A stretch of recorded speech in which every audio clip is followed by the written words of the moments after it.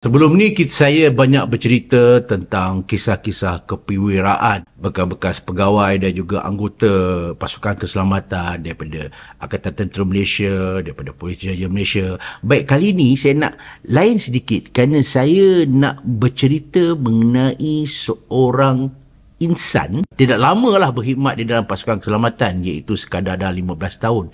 Tetapi selepas beliau menamatkan perkhidmatannya dalam ketenteraan, beliau telah muncul sebagai seorang ahli perniagaan yang cukup hebat. Orang yang saya maksudkan adalah pengasas dan juga pengarah urusan West Star Corporation, iaitu Tan Sri Syed Azman bin Syed Ibrahim. Tuan-tuan dan puan-puan, Tan Sri Syed Azman ini merupakan anak jati Sungai Petani Kedah. Lepas tamat sekolah di Sekolah Ibrahim Sungai Petani, beliau memasuki Angkatan Tentera Malaysia dan ditauliahkan pada tahun 1981 kalau tak salah saya sebagai pegawai tentera dan ditempatkan di Kor Risik Diraja.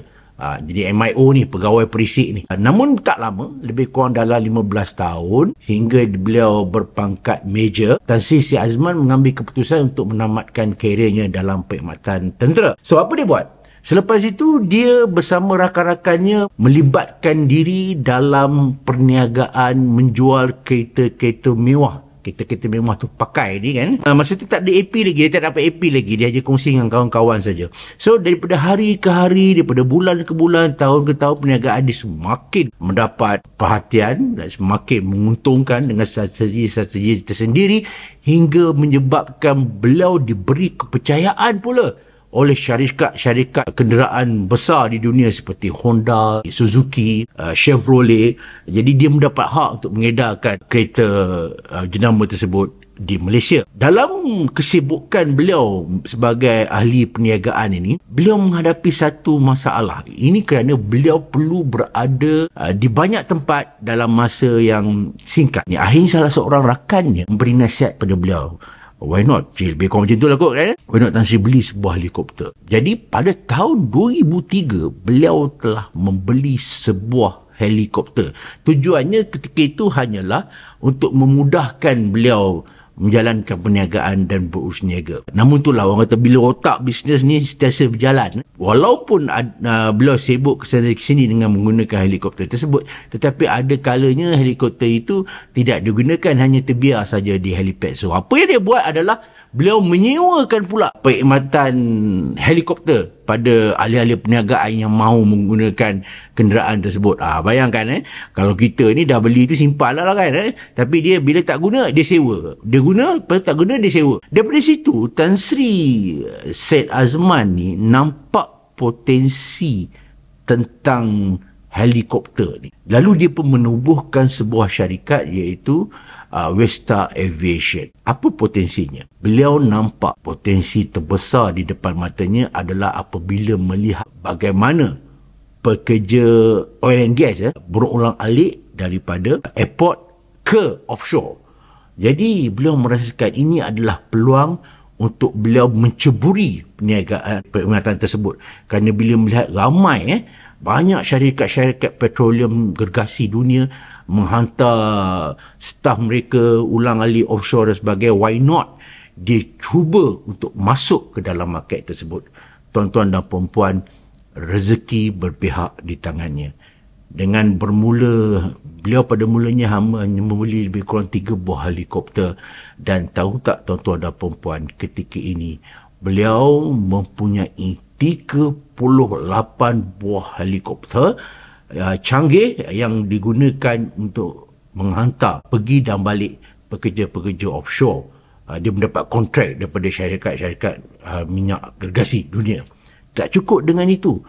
Selain daripada menghantar kaki tangan ke offshore, beliau juga jalankan perniagaan pengangkutan untuk VVIP dan juga untuk medical dan sebagainya. Maknanya dia telah nampak bahawa ini adalah satu potensi yang sangat besar untuk beliau. Kejayaan Tan Sri Syed Azman ni bukan hanya sekadar dalam ruang lingkup perantau ini saja.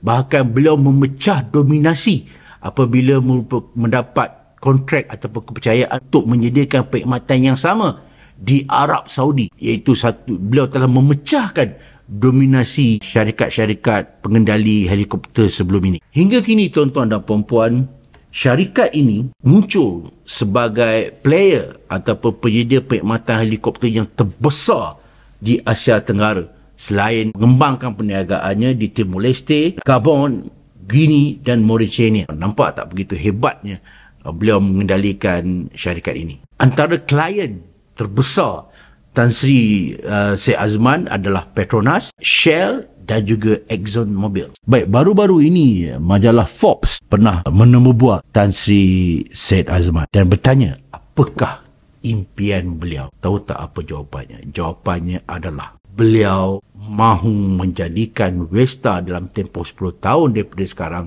sebagai penyedia perkhidmatan helikopter terbesar di dunia.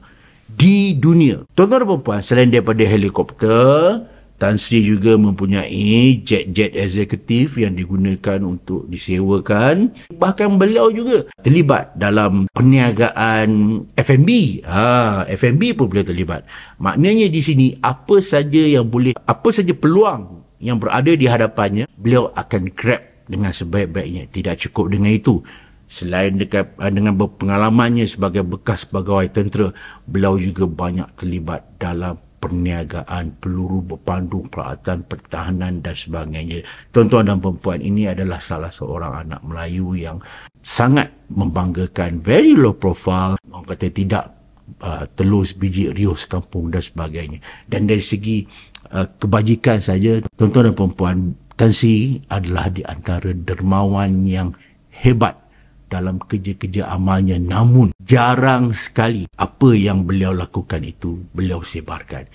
Ini betapa low profilnya Tan Sri Syed Azman. Begitu juga beliau banyak menerbangkan pendakwah-pendakwah terkenal dari luar negara untuk datang ke Malaysia untuk memberi ceramah dan sebagainya. Tuan-tuan dan puan-puan, dalam usia 63 tahun, nampaknya Tan Sri Syed Azman tidak lagi menoleh ke belakang. Banyak yang kita perlu belajar daripada jutawan yang low profile ini, jutawan yang tidak meninggi diri ini, dan jutawan yang sangat betapa banyak menyumbang, bukan sahaja dalam bidang industri yang disertainya juga, tetapi juga banyak menyumbang pada kemajuan negara, banyak menyumbang kepada CSR, kebajikan dan juga agamanya. Tuan-tuan dan puan-puan, kalau anda tanya saya, siapakah bekas pegawai tentera yang patut kita contohi determinationnya, semangat perjuangannya, Tan Sri Syed Azman Syed Ibrahim adalah orang yang perlu kita beri perhatian. Dalam salah satu temu bual, beliau pernah ditanya oleh wartawan bagaimana Tan Sri hendak merealisasikan hasrat Tan Sri untuk menjadi operator pengendali helikopter terbesar di dunia, kerana ada syarikat lain yang memiliki lebih 200 buah helikopter berbanding Tan Sri yang hanya mempunyai sekitar 37-38 buah helikopter. Tapi jawapan Tan Sri sangat-sangat mengujakan. Katanya, bisnes ini bukan sekadar siapa yang mempunyai helikopter terbanyak, tetapi ia juga mengenai siapa yang mampu menyediakan juruterbang terbaik, siapa yang mampu menyelenggara helikopter dengan terbaik, siapa yang mampu mengendalikan perniagaan ini secara terbaik. Maknanya, kualiti sahaja tidak mencukupi, dan beliau yakin dengan kepakaran anak-anak tempatan, dengan kepakaran juruterbang yang beliau ada, dengan kepakaran jurutera-jurutera yang beliau ada sekarang, Westa syarikat miliknya akan muncul sebagai syarikat pengendali helikopter terbesar di dunia dalam tempoh 10 tahun akan datang. Salut Tan Sri.